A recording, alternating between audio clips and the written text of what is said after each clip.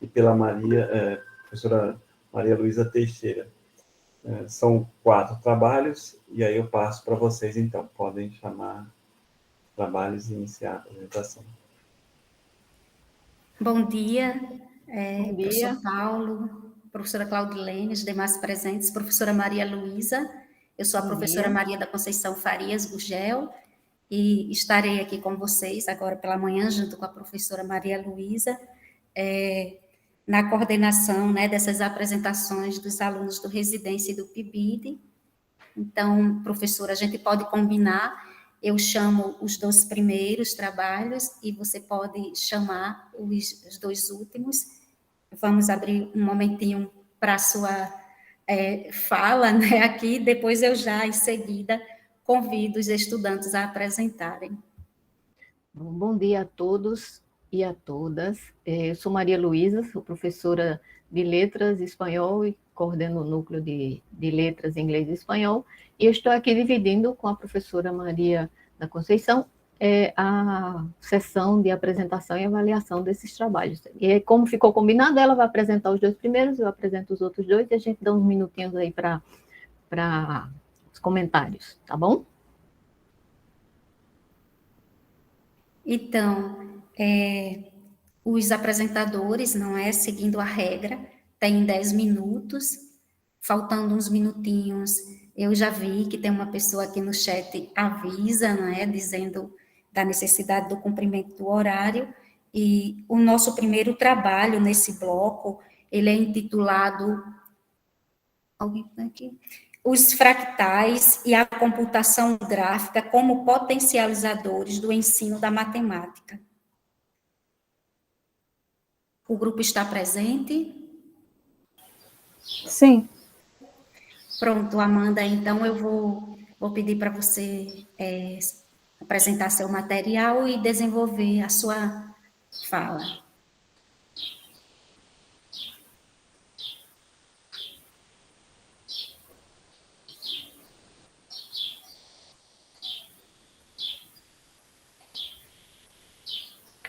Pronto. Já está apresentando, né? Está sim, Amanda. Bom dia, meu nome é Ananda Oliveira Muniz. Vou apresentar o resumo expandido de título Os fractais e a computação gráfica como potencializadores do ensino de matemática. Esse trabalho pertence ao Programa de Residência Pedagógica da Matemática do Campus 1, e os demais colaboradores são Ademir Alcântara César Júnior, José Eduardo Melquiades da Silva, José Eudes Vieira Júnior, a nossa preceptora é Aline de Araújo Maia e a nossa orientadora é Miriam da Silva Pereira. Bom, a gente fez o resumo de uma palestra ministrada na nossa escola campo, que é a Escola Cidadã Integral Técnica Presidente João Goulart, que fica localizada no bairro do Castelo Branco, João Pessoa. Essa palestra ela contou com a presença dos alunos das 3 séries do ensino médio da escola, apesar da gente, dos residentes, só acompanhar os alunos do 3º ano. A palestra contou com a participação dos alunos das séries, né, das 3 séries do ensino médio. Como objetivos, a gente buscou estimular processos mais elaborados de reflexão e de abstração dos alunos, tentando levar os alunos a refletir sobre a matemática e a sua relação com a natureza e com a aplicabilidade na construção do mundo moderno. Também foi uma oportunidade do residente vivenciar o papel do professor em sala de aula. Então, no início do ano letivo da escola, a gente ministrou essa palestra intitulada O que é Matemática, e destacamos algumas curiosidades observadas na natureza em relação à matemática, como, por exemplo, a conjectura do favo de mel, a relação entre os números primos e o ciclo de vida das cigarras. A gente trouxe também algumas coisas que existem e que está presente a matemática, né, que só existem por causa da matemática. Apresentamos algumas limitações encontradas na geometria euclidiana, como por exemplo, a gente questionou os alunos, né, como representar... desculpa, que é hora de eu tomar meu remédio, desculpa. A gente questionou os alunos como representar uma nuvem apenas com os conhecimentos que eles estudam na geometria euclidiana. Falamos sobre os fractais, sobre a geometria fractal, a relação entre a geometria fractal e a natureza, e também falamos de setores que foram revolucionados pela aplicação da geometria fractal. E para finalizar a palestra, a gente questionou os alunos se para eles a matemática é uma ciência inventada ou descoberta. Em relação às metodologias adotadas, cabe mencionar aqui que a gente, para construir essa palestra, né, a gente fez uma revisão da literatura, um levantamento bibliográfico, né, consultamos documentários, artigos e dissertação sobre esse tema. Para apresentação, utilizamos imagens, vídeos e animações como recursos pedagógicos, e a palestra foi realizada através do Google Meet, devido ao ensino remoto, né, que a gente está vivendo agora. Bom, a gente sabe que a matemática era tida popularmente como uma disciplina difícil e complexa. E, possivelmente, essa visão negativa da matemática, ela influencia negativamente nos resultados das avaliações da educação no Brasil. E, dentre todos os problemas que podem levar a esses resultados negativos, né, dessas avaliações, a gente pode destacar a maneira desestimulante como a matemática, ela muitas vezes é ensinada na sala de aula. E um dos motivos para essa falta de estímulo é justamente a falta de relação entre o ensino da matemática e a realidade do aluno. Então, durante a palestra, conectamos alguns assuntos da matemática com conteúdos de outras áreas, para auxiliar os alunos a perceber a aplicabilidade da matemática e a sua presença em diversas áreas, e também despertar neles uma curiosidade em relação ao vasto campo de domínio da matemática. Então, para despertar essa curiosidade, né, para auxiliar isso, a gente citou e discutiu alguns exemplos de coisas que só existem por causa da matemática. Então, a gente falou sobre ressonância magnética, tomografia, sobre os jogos de computador, iPod, Spotify, que são coisas que eles conhecem, que eles utilizam, que muitas vezes eles não sabem que por trás do funcionamento dessas coisas está a matemática. Então, a gente usa esses exemplos para motivar o aluno a perceber que a matemática vai muito além daqueles cálculos que muitas vezes ficam desconectados da realidade que eles fazem, né, dentro da sala de aula. Então, a gente escolhe esse tema para essa palestra que a gente ministrou na escola, para tentar aproximar a matemática ensinada na escola do mundo real e mostrar a ligação entre a matemática e as inovações e as novas inovações. Ou seja, a nossa palestra foi uma tentativa de mostrar para os alunos a real importância da matemática. E é fundamental que o professor, quando vá preparar uma aula, vá ministrar uma aula, ele ensina os conteúdos matemáticos relacionando os problemas da realidade. E, desse modo, ele consegue estimular o pensamento matemático. E um dos conteúdos que ajudam o professor a fazer essa relação entre as questões do cotidiano e as inovações modernas é a geometria fractal, em especial a sua relação com a computação gráfica. A geometria fractal, ela às vezes é citada nos livros didáticos do ensino médio, mas ela apenas é citada como um exemplo, ou vem uma figura sobre um fractal, mas ela não é trabalhada ainda nas escolas.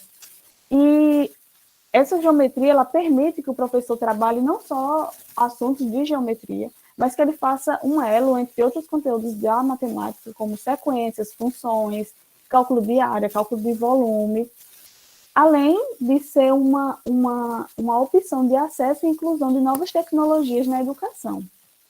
Bom, em resumo, o professor consegue, com esse conteúdo, trabalhar os assuntos fundamentais para que o aluno precisa aprender, né, na escola, e também mostrar que a matemática é uma ciência que possui amplas e diversas aplicações no cotidiano. Como consideração final, eu trouxe essa citação que eu acho que sintetiza bem o que a gente quis com esse trabalho. A inserção das tecnologias digitais, da comunicação e informação no ensino, provoca mudanças importantes na docência, trazendo novos desafios e possibilidades, transformando as escolas em espaços dinâmicos de aprendizagem, tornando os estudantes mais motivados a aprender e a pesquisar. Tobias, 2018, Apud, Moura, 2013. Então, a realização dessa palestra foi uma experiência muito rica para nós residentes, contribuiu muito para a nossa formação enquanto professores e nos desafiou muito a buscar trabalhar a matemática de maneira mais interativa, que favorecendo o interesse do aluno e, quem sabe, até ajudar eles a compreender melhor os conteúdos de matemática. Aqui estão as referências utilizadas para construir essa apresentação e os agradecimentos à UFPB, à PRG, à CAPES, à Escola Campo, a esse presidente João Goulart, a nossa orientadora, a preceptora, aos demais residentes e a todos que estão aqui ouvindo, muito obrigada.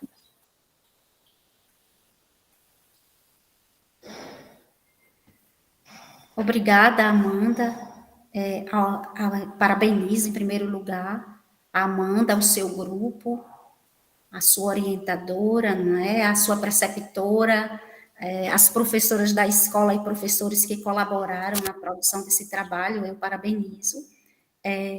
De fato, Amanda, né, na sua fala eu fiquei muito tocada, porque eu tenho vários irmãos que são de áreas assim mais, né, das ciências exatas, das ciências mais duras, e eu sempre, talvez, fui aquela que tinha uma maior dificuldade com a matemática. E, com certeza, os métodos e a maneira como a matemática, para mim, era ensinada na escola, eu sentia um pouco mais de dificuldade. Então, eu compensava em outras áreas, como a produção de texto, né?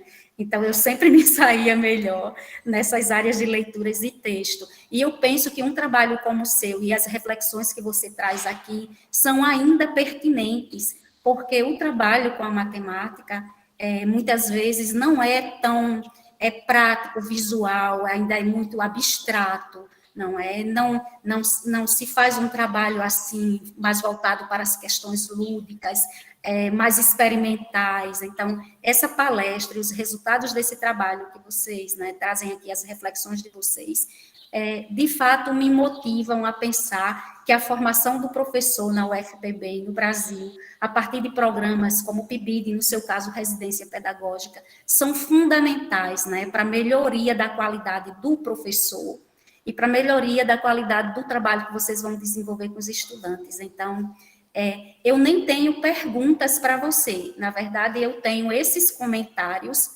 para lhe dizer, né, o quanto que trabalho como esse, desse porte, são bem-vindos nas escolas, ainda mais quando interage com os professores da escola, porque eu acredito muito, né, na ideia de que vocês se formam compartilhando saberes com aqueles profissionais mais experientes da escola, eles aprendem com vocês, mas vocês também aprendem bastante com eles. Então, é só nesse sentido o meu comentário, e eu passo a fala à professora Maria Luísa. Obrigada, professora. Parabéns pelo trabalho, Ananda e toda a equipe. E assim como a professora Conceição, eu não sou das matemáticas.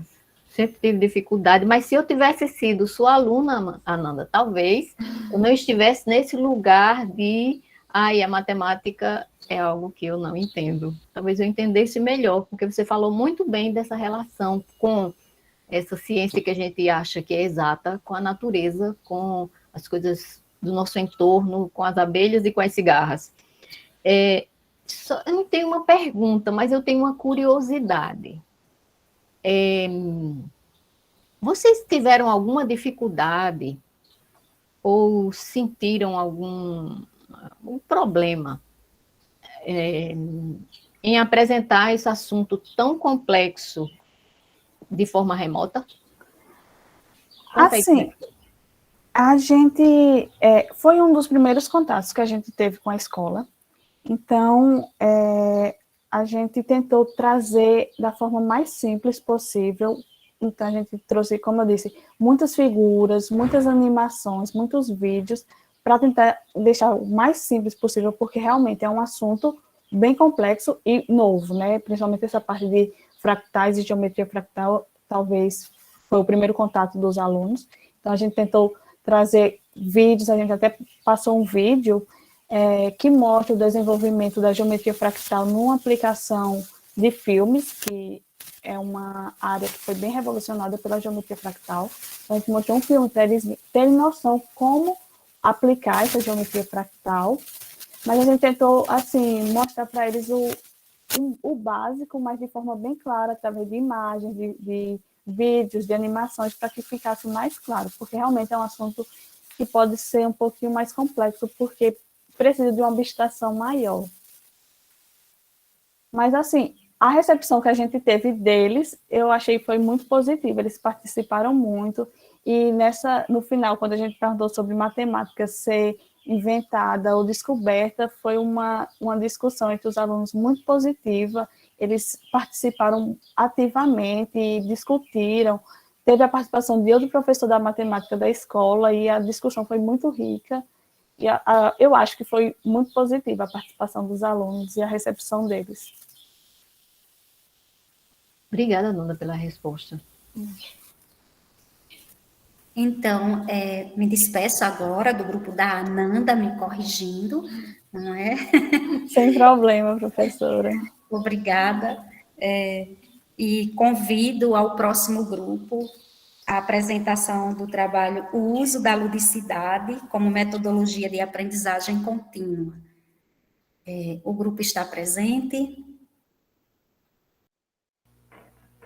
Sim. Então, pessoal, podem fazer a apresentação de vocês.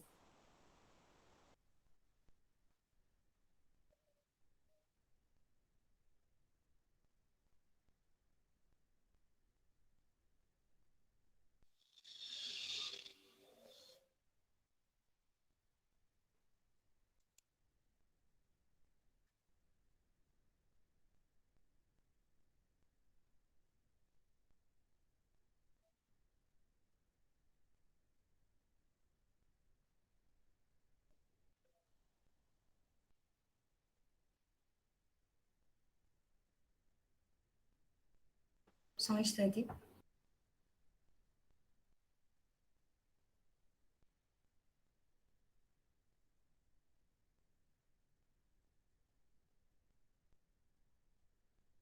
Todos estão vendo?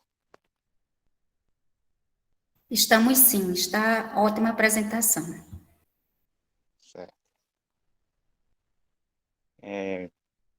Bom dia a todos e todas.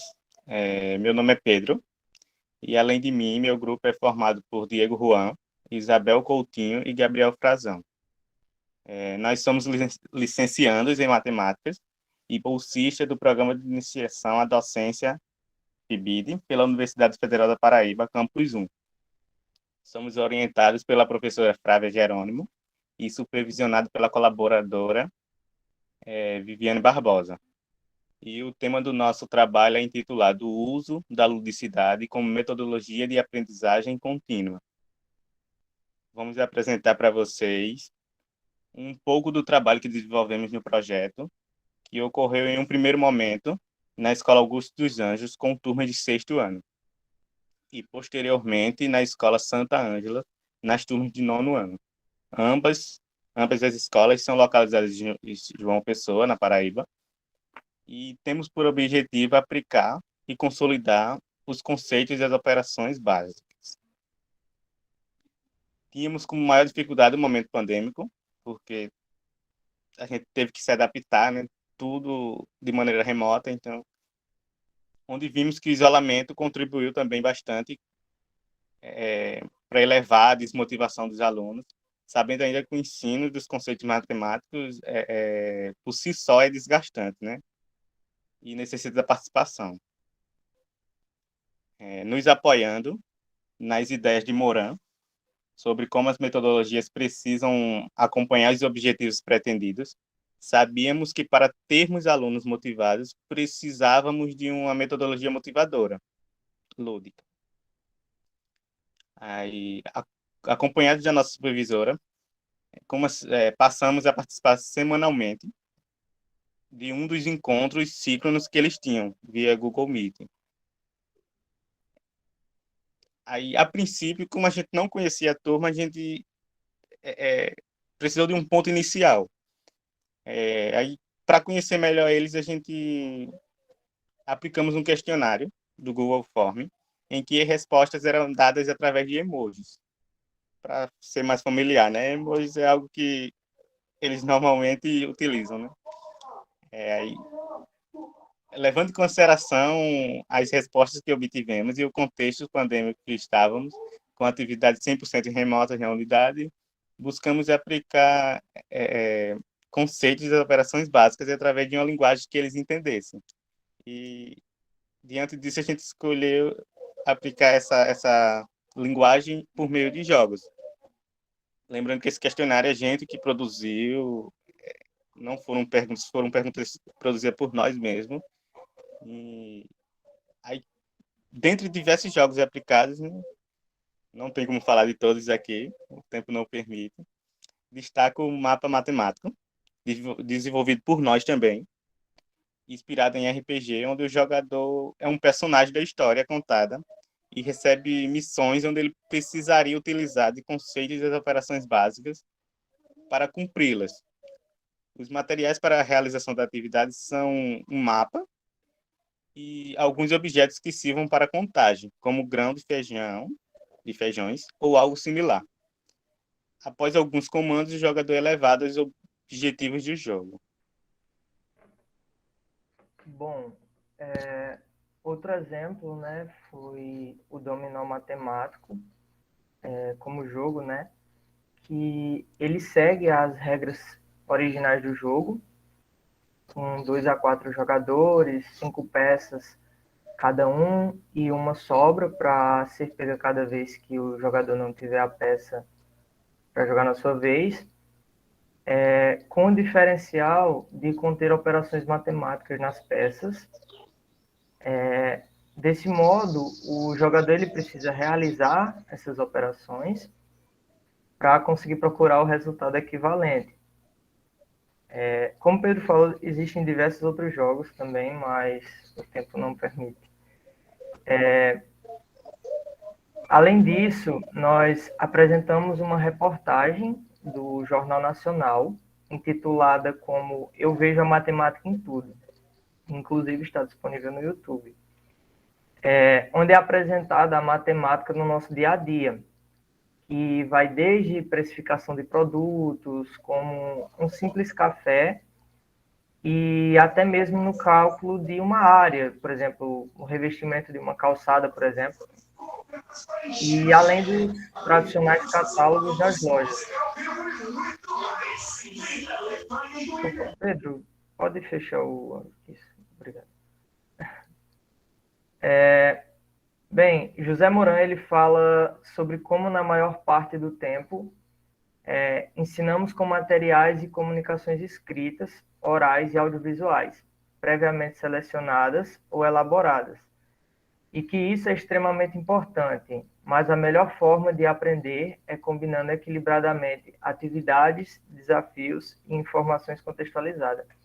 Como José Moran fala, nós buscamos os jogos, né, para serem passados para os alunos como forma de motivação e, como ele mesmo fala, né, ter um equilíbrio entre atividade, desafios e informações, que é o que o jogo pode trazer para o aluno.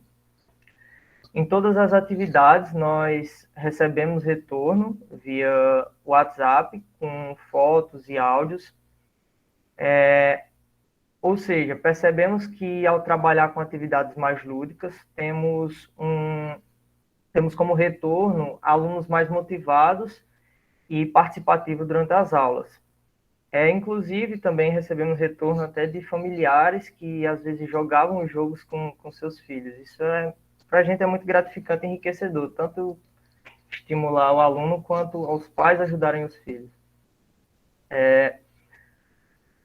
Usamos como material de apoio dos nossos estudos os materiais mencionados na bibliografia: Atividades Lúdicas no Ensino da Matemática, por Gabriel Alessandro Oliveira, Metodologias Ativas e Modelos Híbridos na Educação, de José Moran, e Ensino da Matemática Covid-19, Práticas Docentes durante o Ensino Remoto, de Ferreira e outros. Bom, primeiramente, gostaríamos de agradecer à CAPES, né, pela oportunidade, e a todos os envolvidos que tornaram possível isso acontecer, em especial a nossa colaboradora Viviane, que sempre nos acompanhou nas turmas, e a nossa orientadora Flávia Jerônimo. Obrigado à atenção de todos e um bom dia.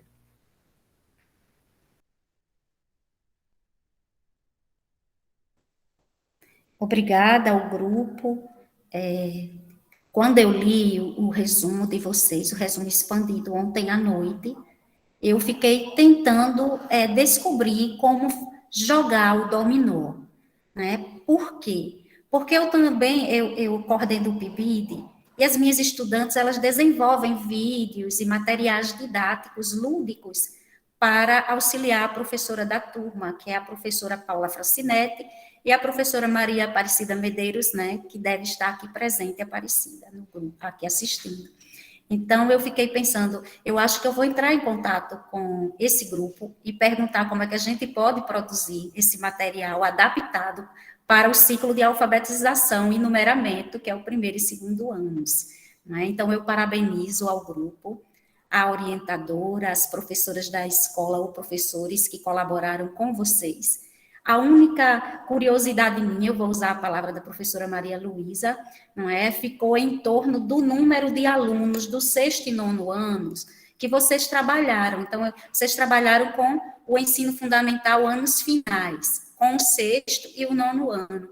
Então, quantos alunos vocês atenderam com essas, né, com essas metodologias? Você bem disse aqui.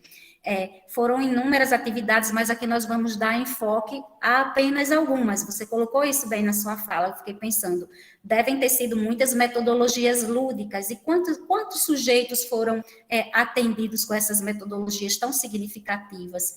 Eu queria saber, até para entender assim, não é? Até que ponto um trabalho dessa natureza, que número de pessoas atinge, com quantos vocês trabalharam, e depois também saber se esse retorno era dado por um número significativo desse grupo, né? Você disse que havia um retorno, então, considerando o número de sujeitos atendidos, de estudantes, não é? Do ensino fundamental, anos finais atendidos, também essa média do retorno. É só uma curiosidade, gente, mas o trabalho de vocês está excelente, e depois da minha resposta, eu nem retomo mais, já passa a professora Maria Luísa. Bom, as turmas, elas tinham em torno de 30 a 35 alunos. Eu não sei ao certo quantos são, mas eram, se eu não me engano, 2 turmas de sexto ano e 2 turmas de nono ano. Em relação ao retorno que os alunos davam para a gente, como foi mencionado também, os alunos, quando eles falam em matemática, eles sentem muito medo, porque eles acham que é algo totalmente difícil. Então, quando a gente iniciou com as turmas, quase que o retorno era 0 para atividades, né? Então, após a gente entrar com esses jogos, buscar meios deles entenderem a matemática, de mostrar o quanto a matemática é importante, que o retorno, assim, aumentou, comparado ao início, relativamente bastante, né? Foi o que? Acho que em torno de 1/3 dos alunos por turma sempre mandavam as atividades feitas, ou mencionavam com que tinham sido jogadas as atividades com os pais ou com familiares. Então, para a gente, né, esse retorno foi muito bom, né, comparado ao que tínhamos no início do projeto. E também vale destacar que as turmas de sexto ano também foram escolas diferentes. As aulas eram completamente remotas. A gente não tinha nenhum encontro com eles, era tudo por a professora, a gente produzia as atividades e a professora que tinha o contato com eles maior. Já nas turmas de nono ano, a gente tinha esses encontros síncronos. Então, a gente via eles, eles viam a gente. Então, os alunos de nono ano, a participação era maior, o contato era maior. Tanto que eu acho que vale destacar que nessa reportagem que a gente passou sobre Eu Vejo a Matemática em Tudo, eles foram bem ativos, porque quando a gente acabou de apresentar o texto, né, a gente perguntou: vocês veem a matemática desse jeito, em tudo desse jeito, assim como o vídeo expõe? Aí eles iam dizendo, né? Não. Alguns diziam, não, eu percebi ela aqui, mas ali não. Tipo, teve um mesmo que até falou, porque o vídeo fala uma parte do cafezinho, até um cafezinho a matemática está inserida. Aí ele disse que não achava que era tanto assim. Aí, então, a participação dos alunos de nono ano era bem maior, né? Porque a gente tinha esse contato. Não era um contato presencial, mas era um contato. Exatamente. O nono ano ele teve a gente pôde perceber melhor por conta que a gente participava das aulas, né? E a gente via o retorno deles também durante as aulas, né? Já como o Pedro falou, no sexto ano a gente trabalhou só de forma assíncrona, né? E a gente não tinha muito contato com eles. E outro detalhe, como muitos alunos, a gente geralmente confeccionava vídeos autoexplicativos, nós mesmos fazíamos. E na turma de sexto ano, muitos alunos não tinham acesso à internet, então a gente sempre disponibilizava o material em PDF e a escola sempre entregava aos pais.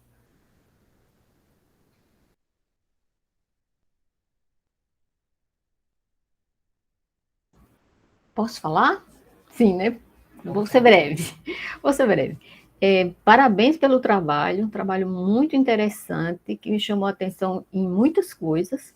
Se eu tivesse sido aluna de vocês, hoje eu não seria uma pessoa assim tão com uma certa aversão à matemática, porque eu com números eu sou um desastre. E eu fico feliz que vocês trabalhem isso com as crianças, para que elas não sejam adultos como eu, que não sabe nada de matemática. E o que me chamou muita atenção é a forma como vocês escolheram elaborar esses jogos, uma forma muito artesanal, não é? E que vai na direção contrária ao que a gente chama hoje de gamificação virtual, nesse plano virtual que a gente sabe que os pais têm dificuldade, muitos pais têm dificuldade, que muitas crianças não têm computadores de qualidade e acesso à internet na velocidade da luz. Eu achei isso fabuloso e fantástico, o resgate desse fazer artesanal que envolve a família. E eu queria que vocês me explicassem um pouco como foi essa experiência de imaginar, de elaborar jogos para que esses alunos, eles mesmos pudessem fazer o jogo, porque na internet ele brinca apenas, né? Aí ele faz e depois ele brinca, e ele brinca com a família. Fala um pouquinho dessa experiência.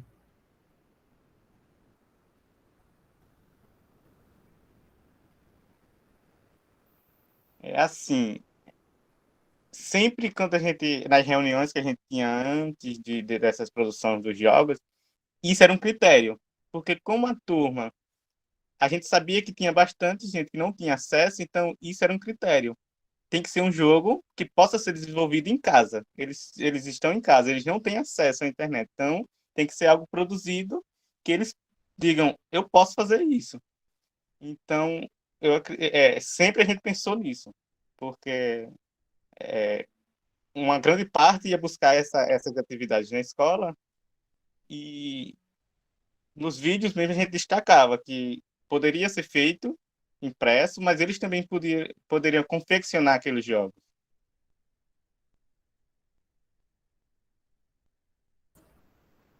Sim, obrigada pela resposta, Pedro.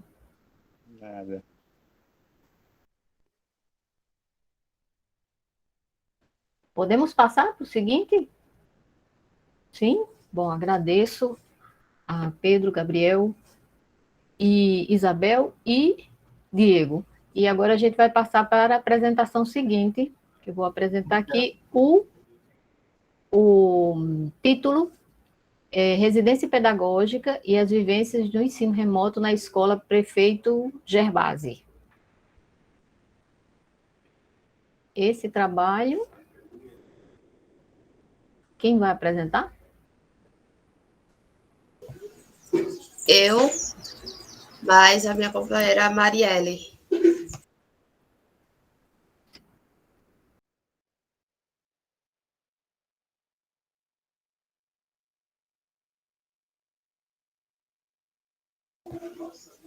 Bom dia a todos os presentes. O nosso trabalho do programa Residência Pedagógica, nós vamos apresentar as vivências em uma escola pública, que é a Escola Prefeito Gervasi. As pessoas presentes que estão nesse trabalho é eu, Maria Aparecida, Ana Paula Bezerril, Celestino Neto, Marielle e Viviane Duarte, tendo como orientação a professora Evelyn Fernandes, a professora Aline, e com a colaboração de Eliane Martins, que é a nossa preceptora. Pode passar, Marielle. A escola na qual a gente viveu essas vivências foi na escola do Prefeito Gervasi, localizada aqui na cidade de Rio Tinto.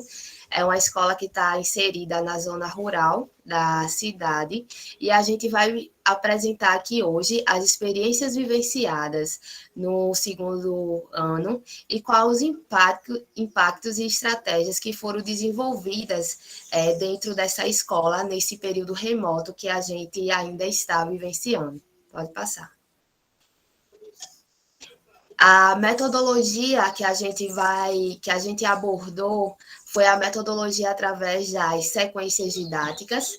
O grupo do WhatsApp, que foi a sala de aula, no qual a gente fez vídeos para poder ministrar essas aulas, e as práticas que implicaram dentro da nossa formação, a partir das abordagens dos textos teóricos que a gente teve durante a nossa preparação para dentro da sala de aula, e as reflexões na vivência docente.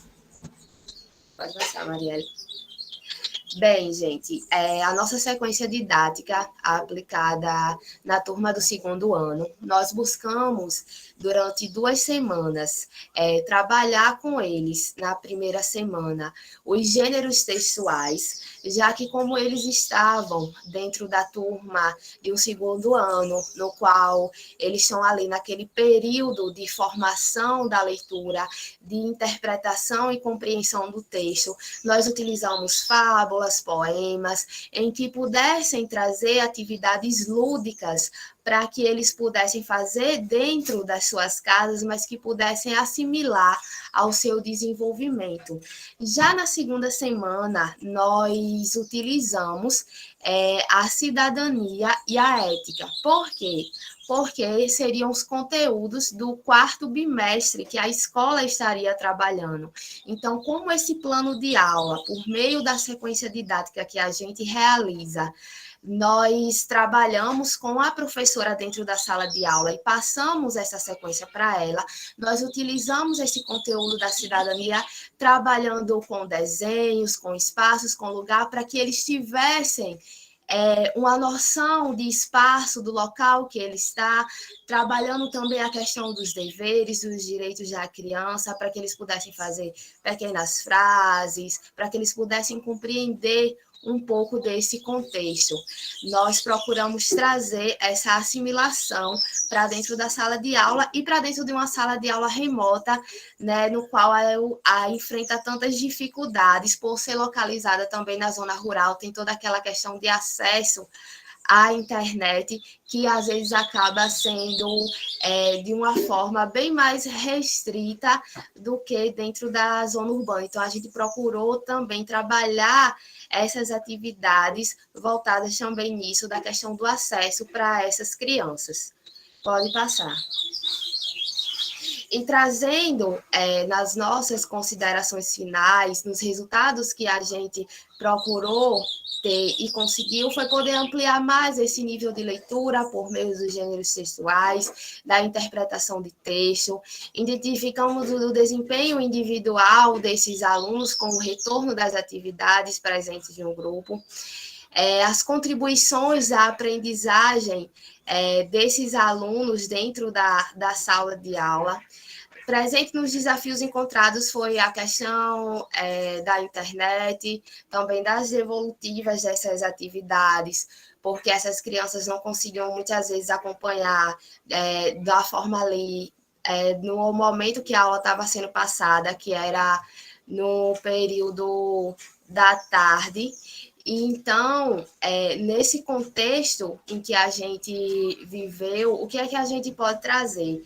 É que o programa, o Residência Pedagógica, ele trouxe desenvolvimento e uma forma também nova de poder, dentro do período remoto vivenciado, ampliar o nosso conhecimento e dizer que a educação ela não parou, ela continuou, ela se adaptou a esses novos recursos que está sendo utilizado e poder trabalhar disso dentro da escola pública, dentro desse contexto que as escolas públicas elas estão vivenciando. Pode passar. Está aí as nossas referências está aí as nossas referências que a gente utilizou para construir o nosso trabalho.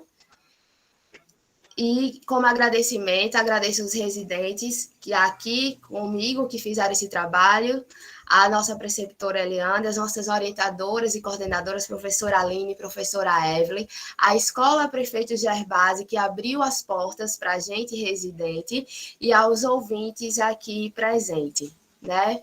Que viva a residência, viva o PIBID, nesse momento de luta que a gente está passando, principalmente com os cortes e avulsas que a gente teve. Muito obrigada. Obrigada também, Cida. Muito emocionante o trabalho de vocês, por causa dos desafios que vocês enfrentaram. Uhum. Parabéns mesmo pelo trabalho. E eu só fiquei assim com uma dúvida, que é uma dúvida que eu acho que não é só para o trabalho de vocês, não. Acho que todos os trabalhos que eu venho vendo nesse tempo pandêmico, eu continuo assim com a mesma dúvida. Sobre as alternativas que podemos pensar para minimizar os problemas ou os desafios com relação aos alunos que não têm acesso à internet. Vocês pensaram nisso? Eu queria que vocês falassem um pouquinho disso. O que é que vocês acham? O que poderia ser feito? Professora, nesse momento de pandemia que a gente vivenciou e também estava tudo assim, tão no início, né? A gente utilizou cadernos de atividades e que a gente pudesse também simplificar, né, dentro desses cadernos de atividades, uma linguagem, uma escrita para que eles pudessem pegar essas atividades dentro do colégio e trazer essa aproximação que a gente passou nos vídeos que a gente trouxe. Em relação às alternativas, é perceptível que, nesse momento, a educação tenha investimento na formação continuada dos professores, na valorização desses profissionais, principalmente financeira, porque eles foram pegos de surpresa e muitas vezes teve professores que nenhum material ali de qualidade para poder fazer as suas aulas tinham e não tem aquela colaboração, porque quando a gente fala no sentido de escola, nós estamos falando de escola, de gestão, de professores, de alunos, de toda uma equipe ali dentro. Então, as alternativas que eu vejo é que o ensino remoto seja visto não como uma forma de romantizar os professores que eles passaram como vencedores, mas que seja visto que tem coisas que precisam mudar, como, por exemplo, a inserção das novas tecnologias que já era falada e o ensino remoto desmascarou tudo, né? A precisão de poder investir nisso, de dar uma formação a esses professores. Muito bem, Cida, excelentes reflexões. Obrigadíssima pelas Eu palavras. agradeço, professora. E eu passo a palavra para a professora Conceição, se quiser fazer alguma consideração. Obrigada, Maria Luísa, por lhe chamar de Cida, porque está Cida aqui na sua, né, identificação. Então, parabéns ao grupo, Eu um que agradeço. trabalho, Muito de obrigada. fato, muito significativo, não é? Para conduzir o processo inicial da escrita e as práticas de letramento na escola.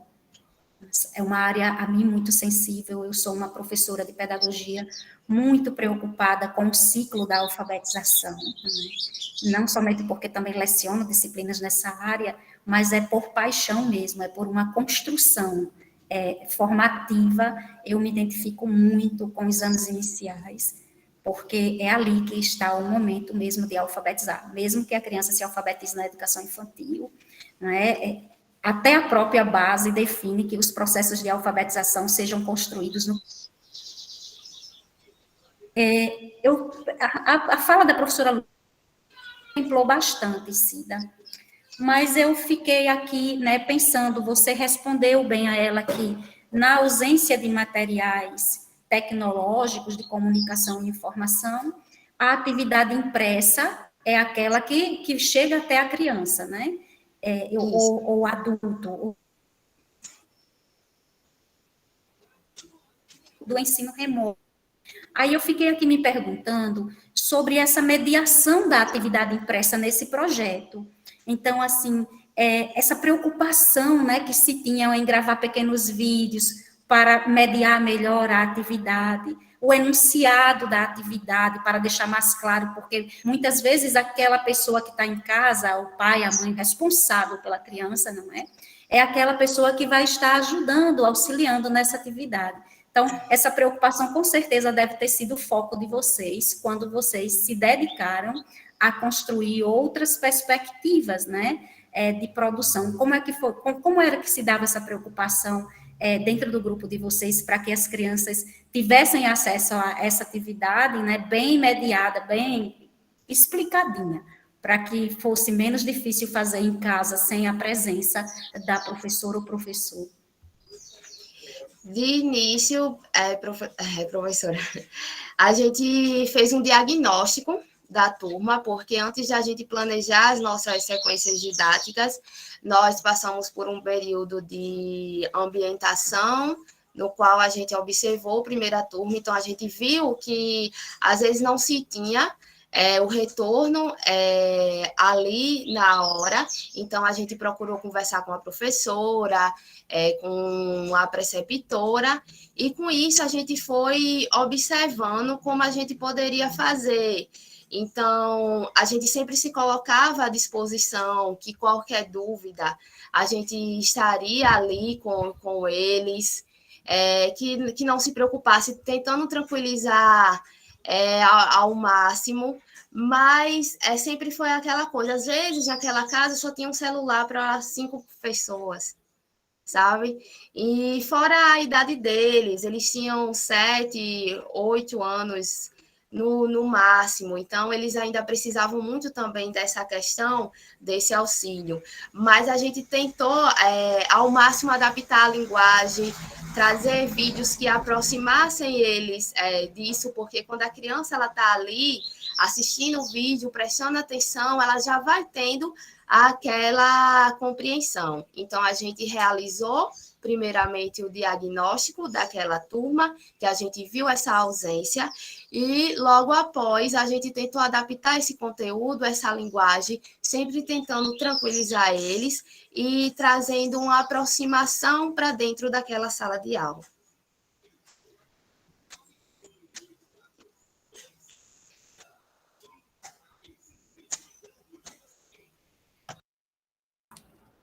Obrigada, Cida. Obrigada, Conceição. Posso passar para a última apresentação? A última apresentação desta sessão, das 10 horas, é do quintal, vendo sons, ouvindo imagens, uma proposta de ensino de artes visuais em tempos de pandemia.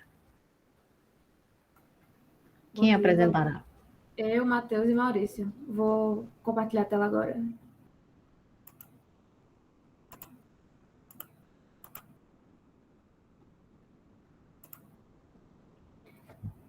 Então, bom dia a todo mundo. Nós somos estudantes de artes visuais, licenciatura, e nosso trabalho é intitulado Do Quintal, Vendo Sonhos, Ouvindo Imagens, uma proposta de ensino de artes visuais em tempos de pandemia, que tem os autores Albenise, Ana Cláudia, que sou eu, Matheus, Maurício e Rayara, com a coordenação de Cecília Calado Freitas e do professor supervisor do IF, Radamir Lira de Souza, além do professor de música Vanildo Mouzinho, que contribuiu junto aos PIBidianos de música.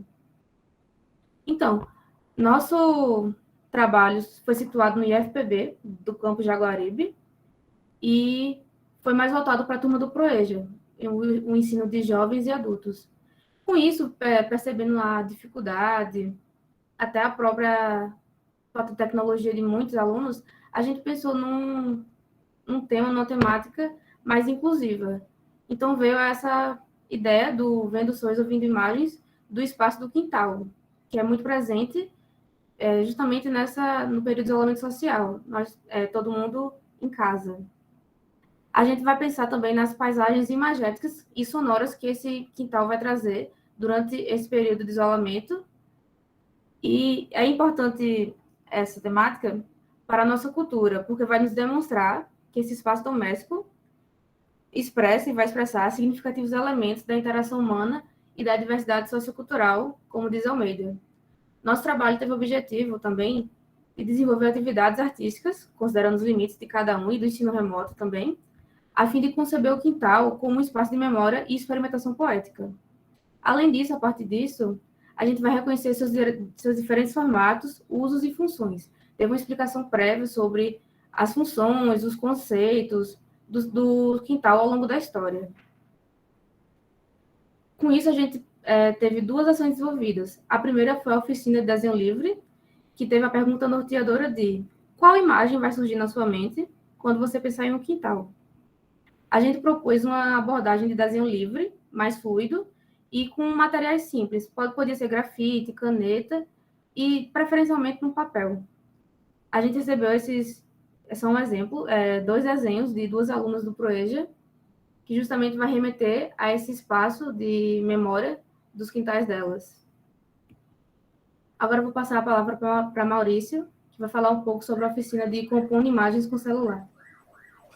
Bom dia, pessoal. Essa foi a segunda oficina que a gente desenvolveu com a turma do Proeja, que foi uma outra forma de abordar essa relação que a gente tem com os quintais, no caso, através da fotografia. A oficina foi ofertada através de um vídeo no YouTube e, num segundo momento, por uma reunião síncrona no Google Meet. Pode passar. Primeiro, a gente procurou discutir quais seriam as vantagens, também falou um pouco das desvantagens técnicas, no caso, mas a gente procurou focar mais nas vantagens de usar o celular na prática de fotografar, como a praticidade de você estar sempre com a câmera à disposição, enfim, armazenamento, várias outras coisas. A gente também discutiu conceitos de composição na fotografia, com o objetivo de despertar essa vontade de fazer fotografia autoral, né, nos alunos do Proeja. E também a gente deu um pouco de introdução de ferramentas mobile de edição de imagens. Vou passar por aí. Aqui está uns exemplos de algumas telas do vídeo que a gente disponibilizou, que a gente discutiu os conceitos de fotografia. Está disponível nesse canal aí, Maurício Leal. Pode passar a minha. Outras telas do vídeo, que a gente estava discutindo os elementos da composição na fotografia com os alunos. Pode passar a minha. Então, aí, em seguida, depois de expor os conceitos e falar um pouco da composição e o uso do celular, a gente propôs para os alunos que eles fizessem imagens dos seus quintais. Aí, quintais eu coloquei entre aspas aí, porque o quintal, ele não necessariamente precisa ser um quintal. a gente pediu que eles fotografassem locais que trouxessem um sentimento de aconchego em meio à pandemia, um local como se fosse um refúgio para eles, e fizessem registros e experimentassem os conceitos de composição, como o uso das linhas, o enquadramento, o tipo da luz que vai usar, tendo tudo isso em mente e retornassem isso para a gente, né? Então, no outro momento, a gente, junto com os alunos, analisou as fotos, né? Identificamos junto aos alunos os elementos presentes nas fotografias produzidas por eles. Pode passar. Aí aqui tem alguns exemplos das fotografias produzidas pelos alunos do ProEja no IFPB. Você vê que tem algumas que são bem autorais mesmo, bem experimentais. E foi muito interessante os resultados e analisar junto com eles os resultados. Agora eu vou passar a palavra para Matheus, que ele vai discutir a parte final do nosso projeto. Bom dia, pessoal. Eu vou compartilhar com vocês um pouco da nossa experiência no segundo semestre de 2021, frente a uma nova turma de Proeza. A gente seguiu encorajando os alunos a pensarem os limites e possibilidades do quintal para além de suas demarcações. Dessa maneira, a gente quer explorar o imaginário que cerca esse espaço tão presente na nossa cultura. Para isso, a gente introduziu os alunos ao poeta Manuel de Barros, mais especificamente a sua frase, "Meu quintal é maior que o mundo". Convidamos eles a compartilhar com a gente suas experiências nos quintais de suas vidas. Nossa ideia com isso é criar uma base de experiências que se conectem a uma ideia ampliada do que é o quintal. Pode passar. A gente reconhece isso na obra do artista Elliot Sica. Elliot Sica criou em 1967 essa instalação chamada Tropicália, que ele usa areia, planta, tecidos coloridos e estampados para recriar um ambiente similar ao quintal e os jardins das casas brasileiras. Frente a isso, pode passar, a gente propôs a experimentação da técnica da frotagem. A frotagem, em linhas gerais, ela é uma técnica que você utiliza de giz, caneta, papel, para friccionando contra um papel, capturando a impressão, a textura de tal objeto. No nosso caso, utilizamos folhas, continuando a explorar o conceito de quintal e problematizando esse espaço durante o período de pandemia e na volta gradativa das atividades presenciais. Agora, para as considerações finais, a gente tem que ressaltar a contribuição que essa experiência teve, principalmente por ser remota, algo totalmente diferente do que a gente tinha vivenciado, para a nossa formação acadêmica, né, e profissional. Além disso, vale salientar que o tema ele provocou bastante debate pela fala dos alunos do ProEja e até do professor que estava ministrando a aula, porque foi muito vinculado à vivência deles, pelo fato do quintal rememorar essa visão afetiva e da infância também. E com isso a gente espera que, com a temática dos quintais, cada pessoa aprecie mais esse espaço, outros semelhantes, já que não necessariamente tem que ser um espaço na traseira de sua casa. Aqui estão nossas referências, e nós agradecemos a CAPES, a coordenação geral do PIBID, a professora orientadora Cecília Calado Freitas e Vanido Mozinho, ao professor supervisor Radamir Lira de Souza, a todos os meus companheiros do projeto e a todos os ouvintes aqui presentes. Obrigada. Obrigada a todos vocês. Meus parabéns pelo trabalho, um trabalho muito bonito, muito expressivo e que tem a essência do trabalho, que é a arte, trabalhar com a arte. E a arte, em grande medida, é pessoal, é íntima, é de cada um. Eu também trabalho com arte e eu achei incrível a metáfora que vocês usaram, vendo sons e ouvindo imagens, porque isso revela bastante do que é o quintal. Que o quintal não é um espaço físico, é também um espaço imaginado e imaginário. E as imagens que vocês usaram aí das fotos, vocês estão descobrindo artistas, não é? Da fotografia. E uma das imagens que vocês usaram me chamou muita atenção, que é a de Manuel de Barros, do poeta, e do lado tem um bordado. Viram? Que é o bordado do grupo Matizes Dumont, que eu reconheço de longe, porque essa é a minha arte paralela, além de professora, eu também trabalho com bordado contemporâneo. E me deliciou encontrar essa imagem aí. Mas eu tenho uma pergunta para vocês. Eu, que também trabalho um pouco com essa linha artística, da expressão da arte através, no meu caso, da pintura e do bordado, eu pergunto para vocês, quantos alunos vocês atenderam, primeiro, e se entre esses alunos, que é do EJA, né, que são alunos mais velhos, né, que são jovens e adultos, se eles se resistiram a participar, se houve alguma resistência de algum deles a participar, de olhar, o que é que eu estou fazendo aqui, o que é isso, o que é que eu vou fazer? Me conta aí como é que foi essa experiência.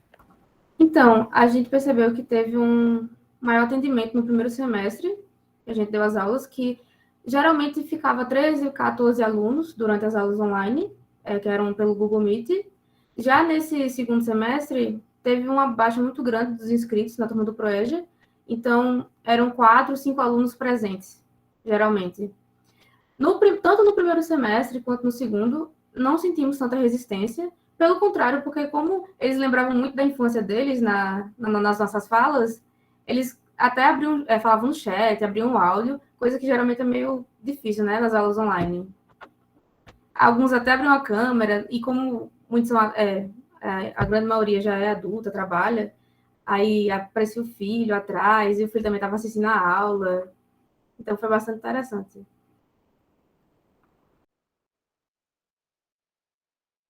Obrigada pela resposta. E agora eu passo a palavra para a professora Conceição. Obrigada, professora Maria Luísa. Eu parabenizo o grupo, não é? Ontem à noite, quando eu estava lendo esse resumo, eu me emocionei com o trabalho de vocês, não é? Porque também afloraram minhas memórias afetivas com o quintal, e por incrível que pareça, me veio justamente o quintal da infância, né? Da casa onde eu fui criada até os 14 anos, no interior, que depois eu fui estudar na capital. Então, eu queria dizer para vocês que eu lamentei não ter sido um dos estudantes, né? Para poder participar de um trabalho desse tão lindo, gente. Parabéns à professora orientadora, né? A todos vocês, de fato, um trabalho tocante, emocionalmente, eu fiquei, assim, fui dormir muito tocada com esse trabalho.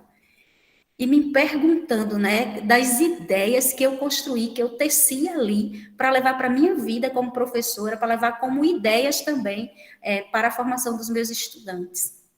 Então, é nesse sentido que eu faço meus comentários.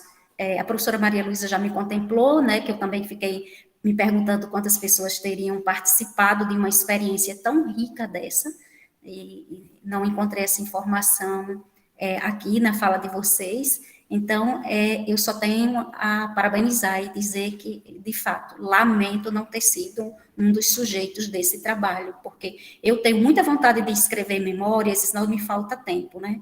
E esse trabalho ontem, assim, foi um dispositivo para dizer, olha, escreve as memórias sim, né? E traz o quintal. Então, eu deixo aqui um abraço a todos que participaram desta sessão, já estou me despedindo, porque o nosso horário já está terminando, professora Maria Luísa, não sei se você tem mais algo a dizer, não é? Porque a gente já vai passar para a sessão das 11 horas, e eu vi aqui que a sessão das 11 horas, o professor Paulo abriu a câmera ali, ela vai ser conduzida pela professora Maria Hortência Blanco, e Gislaine da Nóbrega Chaves, que eu já vi que Gislaine já está por aqui, que eu a vi escrevendo no chat.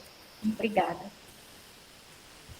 Eu também queria agradecer a oportunidade de ter avaliado e lido esses trabalhos que me enriqueceram muito também conhecer o trabalho de vocês. Obrigadíssima, e agora eu passo a palavra para a próxima equipe avaliadora.